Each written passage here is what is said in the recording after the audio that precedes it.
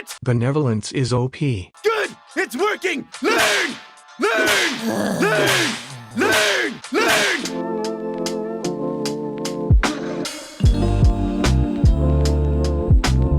Chat, by the way, we've been streaming for 10 minutes. I just wanted some people to trickle in before I started talking about the level 1.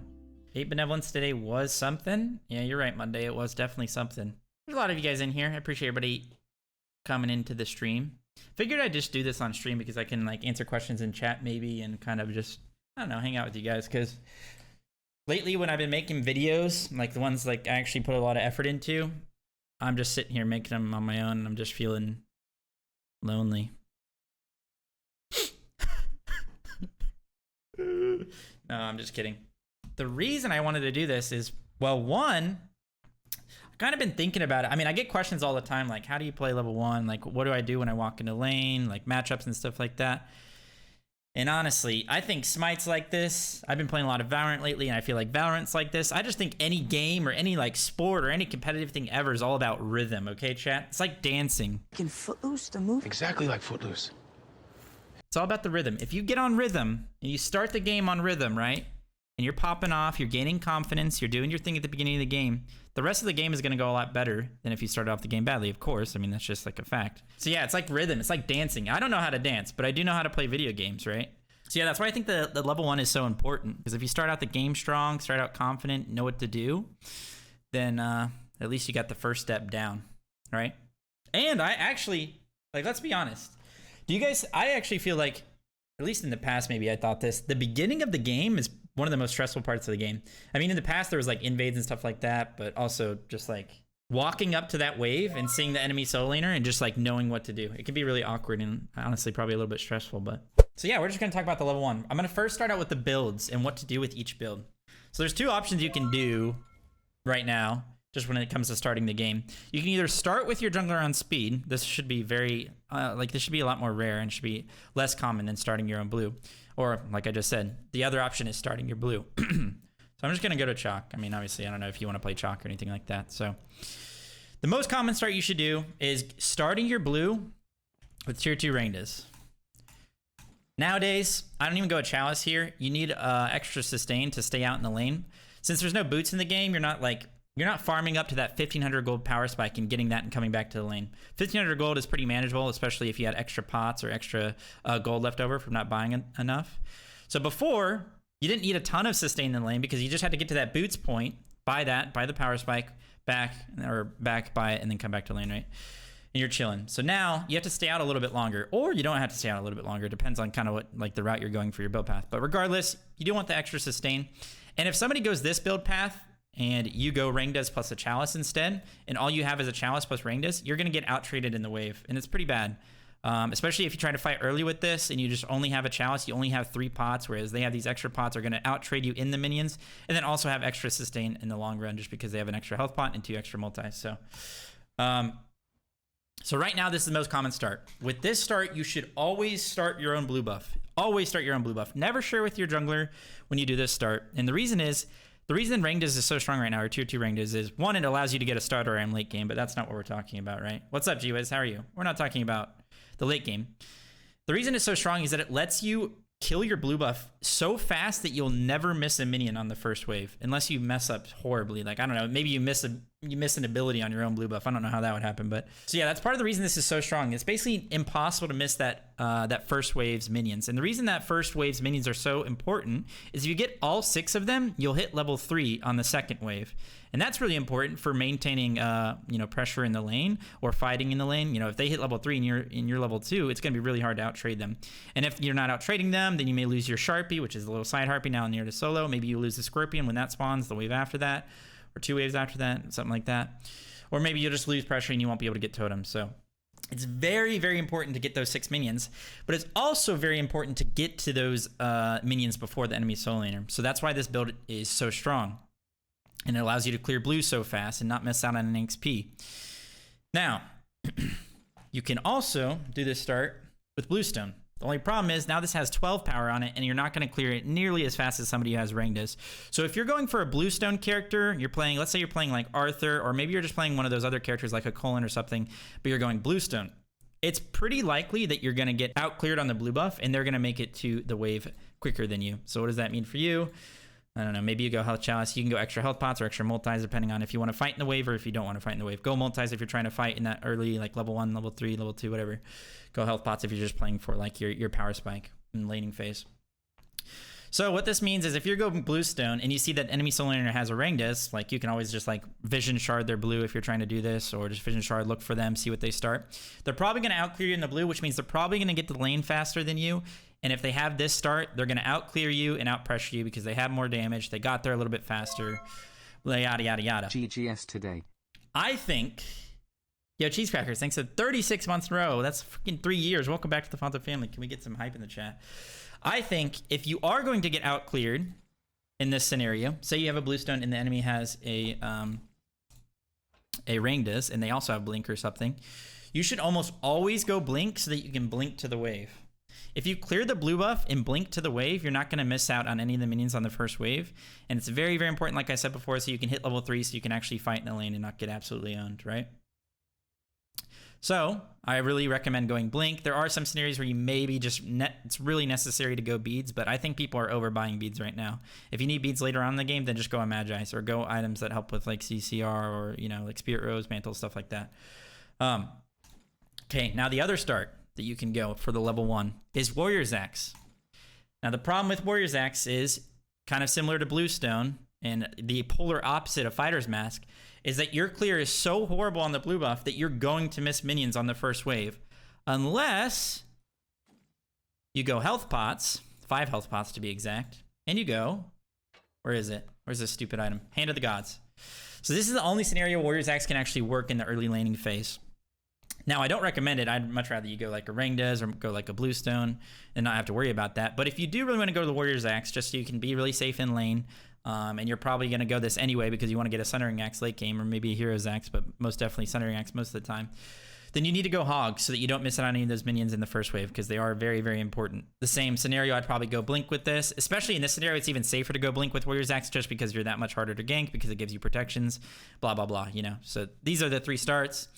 Now, if you're playing a Guardian, so if you think about it, this is the most pressure. Shouldn't miss any minions. You should get lane pressure by getting to the wave first by clearing the blue buff fastest. This is like an in-between where you get a decent amount of sustain. You can play the laning phase out. Maybe your character's just better with Bluestone, but I recommend going Blink so you don't miss any minions on the first wave. With this start, you're probably just playing for later on in the game. You're trying to just, you know, be safe to ganks and stuff like that, and you're probably not going to win the lane. Think about PvPing more than PvEing because you don't really do any damage to jungle camps or anything like that, so... These are your 3 starts. Of course, with Fighter's Mask, you can go into Benevolence right now. They're probably going to change that, but you can go to Benevolence. You can go Warrior's Axe after. This is what you're seeing a lot of people doing. They're going Fighter's Mask, so they have that early game PvE potential and just all that pressure they get from it. And then they'll back, on their first back, they'll get a Warrior's Axe. They'll get a Chalice since they didn't buy it at the beginning of the game. And they'll probably go, maybe if they have enough gold, they'll go like Tier 1 Mystical or something like that. So these are your 3 options for the level 1 right now. I am going to show you guys exactly how to play the level 1 when you walk up to the wave, but that was a lot of information that should help a lot. Moving on, the other starts would be just basically if you're a Guardian. It's basically the same thing. I'll just click Cthulhu and clear that. I don't know what that build was, but... So your other option is Vamp Shroud. Basically Vamp Shroud and just a bunch of pots. There are some scenarios, like say you're playing Zhong, you can go Vamp Shroud plus Tier 1 lifesteal and just go extra health pots. You have so much sustain on Zhong, and this gives you 50 power, which means you can clear the blue buff really fast. So something to think about. Yo, Great White, thanks to the Twitch Prime sub. Welcome to the Fonzo family. Much appreciated. But basically, if you're playing any other Guardian, you want to go Chalice plus a bunch of health pots or a bunch of multi-pots. Again, depends on whether you're trying to fight in the wave or not. Something that Guardians are pretty bad at is clearing the blue buff at the beginning of the game. Warriors are a lot better. So an option you do have on Guardian specifically, you basically never want to do this on Warriors just because you have the option to go Rangdas and just solo your own blue, is you can start with your jungler. And it does a few things. One, it lets you hit level 3 on that second wave basically every time, because if you do your speed to both back camps to blue and you do that all together with your jungler, you're going to hit level 2 there before you even get to the minions. So you might be thinking, oh, if you're just always going to hit level 3, then why don't people always do that? Well, one, it makes the jungler get to mid a lot later. If you start with your jungler, that's the main reason that you don't see people really do this anymore, is that it makes the jungler get to the mids late. And then if they're not getting the mid camps, they're not getting pressure on the midway, which means they're not going to be able to walk into the jungle sooner than the other jungler, which means they can't gank as soon, yada, yada, yada, right?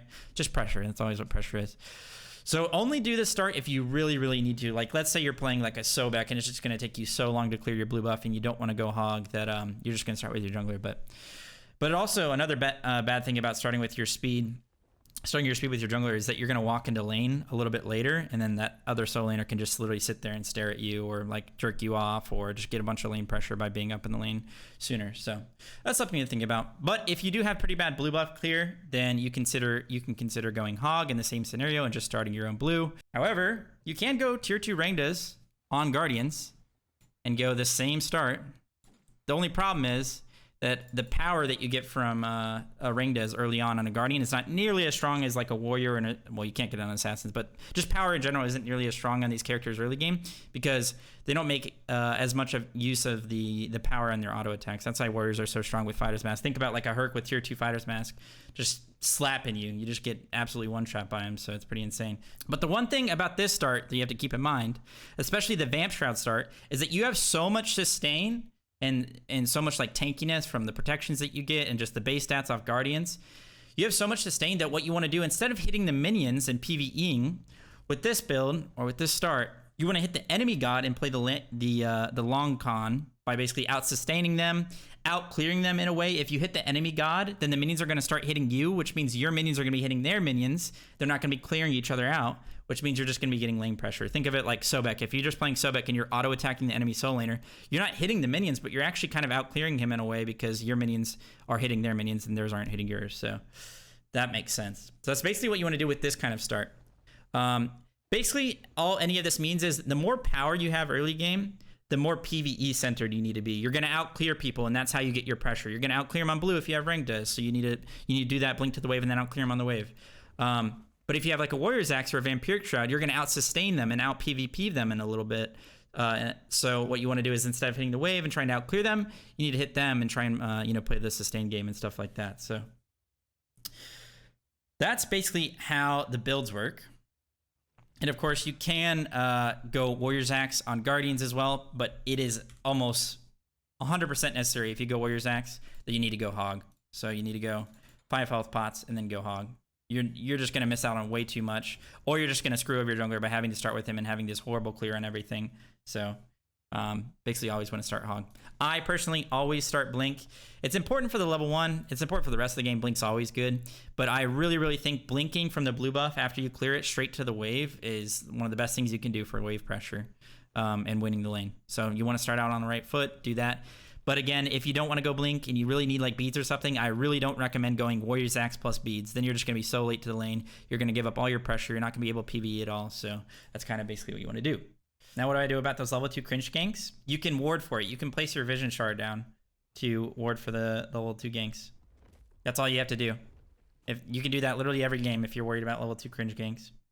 And keep an eye on the map. If you're looking at the map and looking at mid lane and their jungler isn't there and their mid laner is playing back, like he's not there, then that's when maybe you could worry about the jungler being there.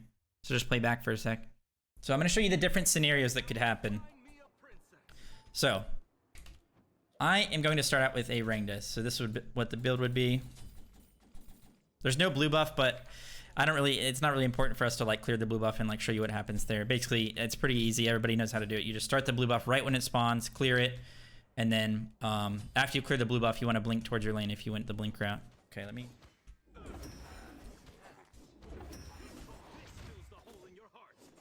This is, I think, slightly tankier than it usually is. But whatever. Okay, so this is the scenario where I have like 53 rage. Usually when I'm clearing blue buff, it hit me a little bit harder because it's not like the actual conquest blue buff, but usually when I'm clearing my blue buff and I have a start like this, I just pop one multi-pot while I'm clearing it because the multi-pot will keep me sustained up. So look how hard it is for him to clear this because he has Warrior's Axe for one. That's just kind of just like a good example of how much longer it takes for him to clear that. So whenever you have Rangdas and you out clear them, Hog didn't work. Oh, what the hell? His minions are going to hit him. That's unfortunate.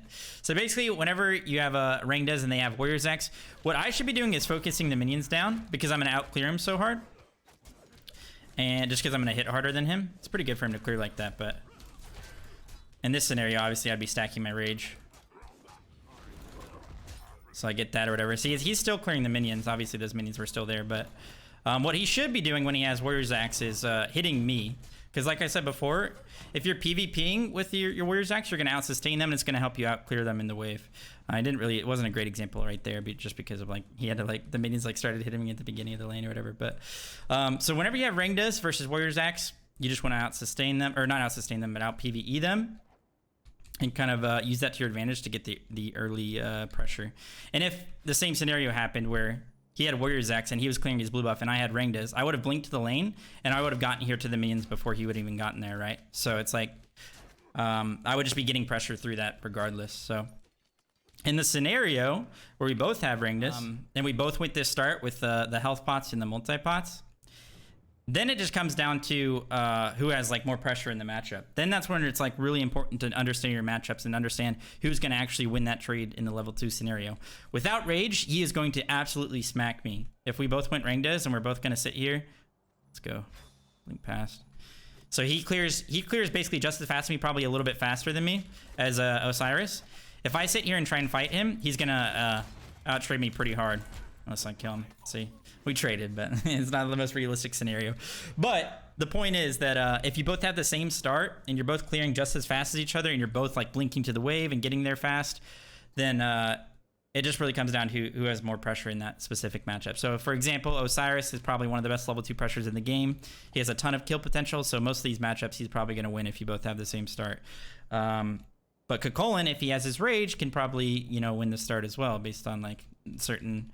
Pretty much every single matchup, he'll get his rage and win that. So, and then like I said before, with Bluestone, you're never really going to out-clear somebody with Rangdas. So you're actually just going to be playing for like more of like a slow laning phase and kind of like try and out-sustain them because you have HP 5 and MP 5 on your Bluestone and stuff like that. But and you also should have extra pots and all that. So that's something to think about. And just like always, when it comes to the laning phase, any character that has like an AoE ability, like some good examples are obviously both of Kakolin's first is 1 in his 3. Your 1 in your 3. Osiris with his 2. Herc with both of his abilities. Like basically, there's just every character has an AoE ability. Basically, you want to hit them plus the wave. So if they do walk into the lane, you actually want to try and hit them plus the wave, so you can group up the wave, but also so you're just like PvEing and PvPing at the same time. You're just getting pressure through that. So another scenario you need to think about if you're going this really aggressive start with your 2 Rangdas and just clearing super fast and maybe even blinking to the wave, is there's going to be some situations where you're going to be there so much earlier than the enemy solo that you're going to be sitting at the minions before they, like for 3 seconds before they're even in the lane. So let's say I went Rangdas. I went my start. The start, not my start, but you know what I mean. I went blink. I cleared my blue buff really fast. And he goes like a start like this. He goes vampiric and has his pots or whatever. He's going to take a little bit longer on that blue buff. So, oh, he's going to be on the reverse edge. I should have switched teams. Okay, but let's say that he's like, I'm getting to these minions and he's walking in from the blue buff from like up here, right? What you actually want to do is if you get here very fast after clearing your own blue, you blink to the wave and all 6 minions are right here. You actually don't want to kill them because what's going to happen is your archers are going to be targeting these melees, and what you want to do is zone them from these minions so that they're not going to hit level 3 on the second wave.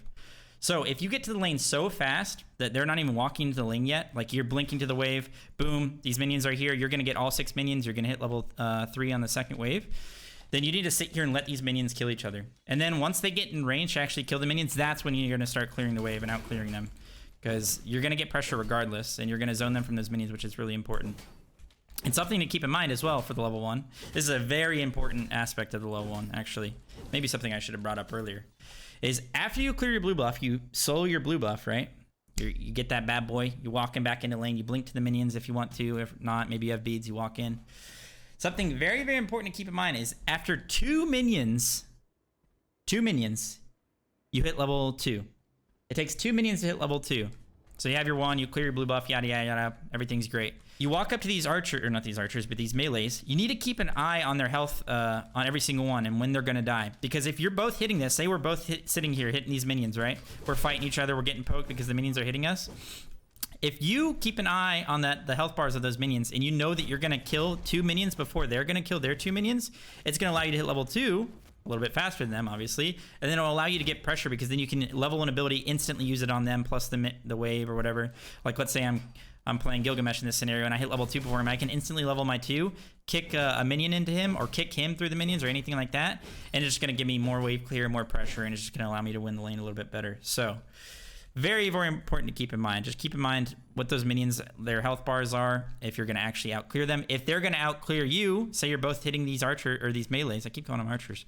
You're both hitting these melees and you notice that your minions are dying a little bit faster, and maybe he's playing a character just a little bit better at clearing these minions, say like an Osiris or something, then you need to start playing back, because if he hits level 2 before you and you're still playing up on these minions, and you both have Rangdas, there's a ton of kill pressure that he has on you, like a crap ton. And that's why you see a lot of deaths early on at like level 2 and everything like that. So keep an eye on those minions. If you're going to get out cleared, start playing back, give up pressure for a little bit, and try and regain pressure on the next wave.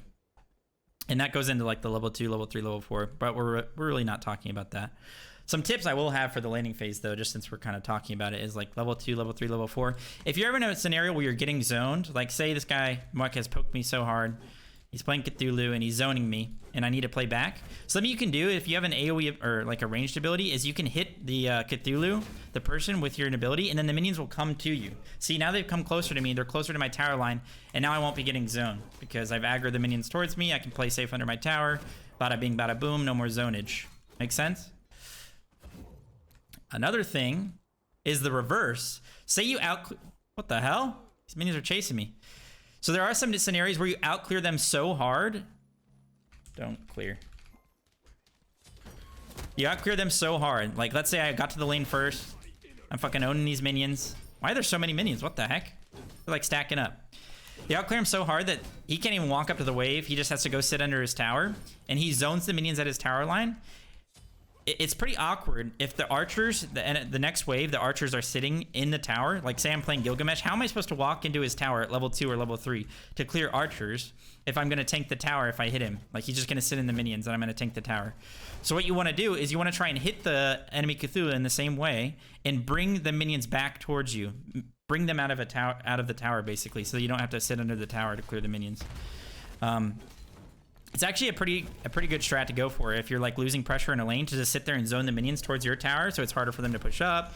It's easier for you know, your jungler to gank them and kill them, or it's just hard for them to clear the wave because it's under the tower and they'll tank the tower early on and they'll just get one shot, right? They can kind of actually regain you pressure in a lane. So if you're ever losing pressure, look to zone them and then try and play for the next wave's pressure, because they can't walk in and keep clearing. It kind of stacks up the archers in a way, which is really good for you. So yeah, those are some tips for even past the level 1.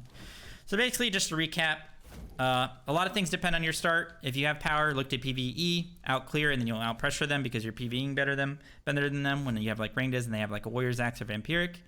If you have the other ones, play a little bit slower, but you can play the PvP game where you'll just out sustain them because you have Vampiric, you're tankier, you have more sustain through your pots plus your passive on Vampiric. Same thing with Warrior's Axe. And if you have Warrior's Axe, actually one of the best things you can do is hit the enemy god in the wave, because you're so tanky. Warrior's Axe can give you so much sustain with all your extra pots that it's going to allow you to actually maybe out clear them by aggroing the minions onto you instead of them hitting your wave. So that's basically all it comes down to. I highly recommend going Blink and blinking to the wave, because blinking to the wave is really OP. Just gives you, make sure you get all those minions and get wave pressure for totems and winning the lane and everything like that. Why are so many minions spawning? What the hell is going on? Yeah, that's all it really comes down to. Any questions, chat? Winners, thanks for the 7 months in a row, man. Welcome back to the Fonzo family. I appreciate it. Thank you, thank you. When is it worth going Tainted Steel versus something normal like Tier 2 Rangdas against Vamp Guardians? It's pretty much never. Basically, you always want to go Tier 2 Rangdas and then go Tainted if you really want it. Like, let's say they have a ton of healing, you want to go it later on in the game. Then you go it like here. The same way you would like a Warrior's Axe. You'd go Warrior's Axe here as well. After you buy your 2/2 Rangdas, then you back for it like level 5, level 6, get your Warrior's Axe, get your Tainted, whatever you want. Benevolence if you're playing an Animosity god like Gilgamesh, Bellona, stuff like that. So, yo, Panda, thanks for 7 months in a row, man. Welcome back to the Fonzo family. I appreciate it. Thank you, thank you. Does Odin have more pressure than Osiris level 2? He can, actually. Osiris has a ton more kill pressure, but if you get to the lane really fast as Odin and you blink to the minions and instantly 3 them and throw it out right away so you get the attack speed steroid, you're going to kill one of these minions really fast, and then you're going to hit level 2, and then you can jump on the whole wave. And Odin's jump does like 120 damage or 100 damage, something crazy at level 1. So it's going to allow you to outclear pretty hard, especially if you have like a Bluestone or a Rangdas. So, but you got to be careful of them, of the Osiris trying to kill you. if you get to the wave a little bit faster than him, you should be able to out clear him, and then he won't be able to kill you because you'll just insta clear the minions, and he'll just have a bunch of minions hitting you. And if you just have double pots going, you'll be fine. Hey, I'm digging the tips and teaching. Have I been missing out on these, or is it new? No, it's pretty new, Kirk. I just decided to do it on stream instead of making a raw video out of it today. That's funny down in it. It's alright. We'll probably compile this into a video or something. What to start when playing against a heal abuser when you don't have sustain? Well, it doesn't really matter. You kind of just do it based on your god. You don't really care too much about their god. For example, like almost always, you just want to go Rangdas in a bunch of pots. If they're a character with a lot of sustain, like say Tyr, it doesn't really matter. You're still just gonna play towards your strength and like go Rangdas, out clear them, do your thing. So you shouldn't really think of it like that for the most part.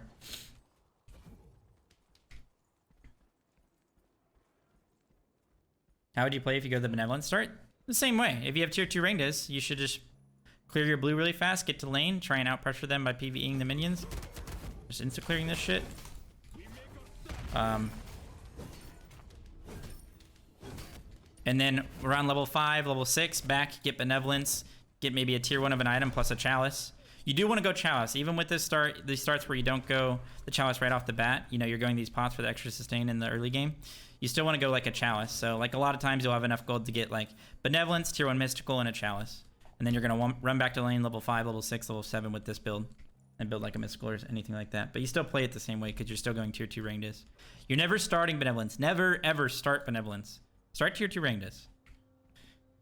You ever go Tainted Steel? Sometimes if I'm going Rangdas, then I can go Tainted here. I never start Tainted though, except for some very rare scenarios. Maybe like, I don't know, they have like a Kama jungle plus like a tier solo or something and could get some value. Cuando sabes si comprar Vampire con Rangdas con Cthulhu? I personally buy Rangdas pretty much every single time now. The only scenario where you probably would want to go Vampiric is if you're in like a really big bully lane, like they're playing Osiris, they're playing like Cthulhu or anything like that, and you want to make sure that you have enough sustain in lane. But I think for the most part you can survive with Rangdas on him, and it's fine. Or Surb, yeah, Surb's a good tainted character. What is in your opinion the best start for Guan Yu? I would say probably Rangdas. I think every other start's just too slow, and your early game's just so rough. You can't PvE, you can't out clear. You're just getting out pressure pretty hard. I think we're good though. So yeah. And then for the level 2 ganks, I said it before. The level 1 ganks, even level 2, if they do their back camp, the jungler does the back camp and comes straight to your lane. All you have to do is place your vision shard where the enemy Sharpie will be. If you place your vision shard just in that little area, in the enemy Sharpie or the solo Harpy, that little guy right there, you will see the jungler coming for that level 2 gank, and then you can just play back. Or the alternative, if you want to vision shard their blue so you don't have the vision shard for that gank, or you're just, I don't know, saving it for later on, you can get pressure and then place it there after. You don't have to place it at the very beginning of the game, like before you even do your blue buff. That's when you'd usually do it if you're worried about level 2 gank. Or you can just look at the map and see where, if the jungler is in mid, then you can always play up. If he's in mid on that level 2, you see him with the enemy mid laner, your mid laner and jungler are fighting them in a 2v2, then you're good to play up. Then he's not going to be there. But if you're really afraid of it, they just have a really good level 2 gank, or you just really want to play up and don't want to have to deal with it, then you can just vision shard for it. But there is a scenario where he could wrap around. Instead of going through his side of the jungle, he goes down and comes under through your Sharpie area, your little solo Harpy area.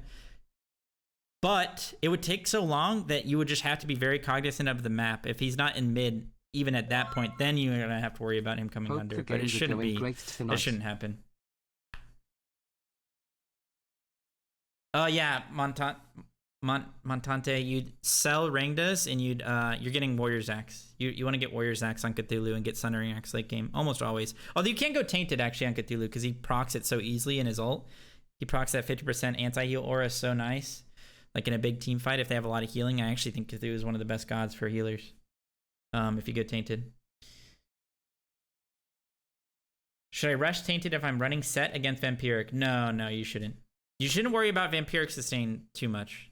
It's good, but it's not an item that you're gonna sit there and really worry about countering. Just go damage and just out PVE them, because you will probably out PVE them. They won't have as good of an early game when it comes to clearing stuff. They will out sustain you and probably out trade you, but oh my goodness, Bria, I'm sorry. I wouldn't go it from the start. I'd probably do it around level 5, Frederick. Is Here's Axe viable for Cthulhu? Yeah, it's pretty good on him. I think its Sundering Axe is just so broken, though. I think it's one of the best starter item upgrades in the game, so I probably would almost always go that. Dras, thanks for gifting us up to Devil May Weep. Welcome to the Fonzo family, Devil. I'm sorry, Bria.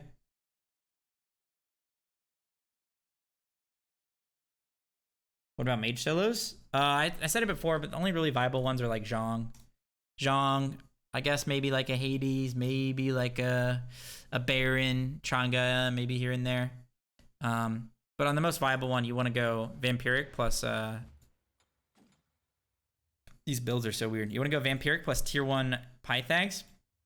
You want to be able to clear your blue buff fast enough. If you just go Vampiric on these mages, it's going to take way too long for you to clear. So the 20 power that you get from Tiny Trinket plus Vampiric, you're going to have 50 power, and that's how you clear blue buff fast enough so you can get to the wave. And then go Blink if you want to, which I almost always do. Go Blink to the wave, you're chilling.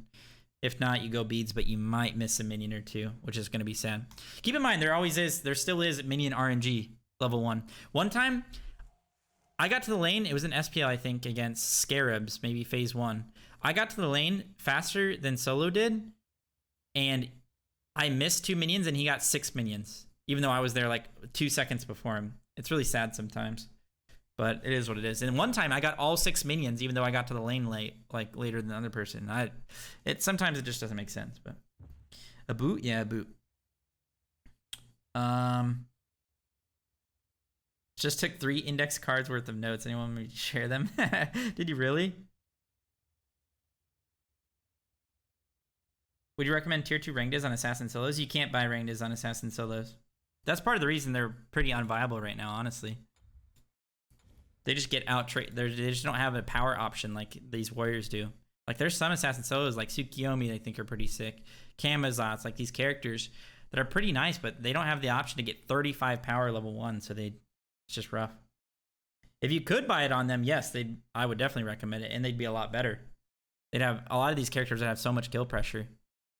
But they can't. Can you put this on YouTube? Yeah, we're probably going to put this on YouTube. We'll probably chop it up and put it on YouTube soon.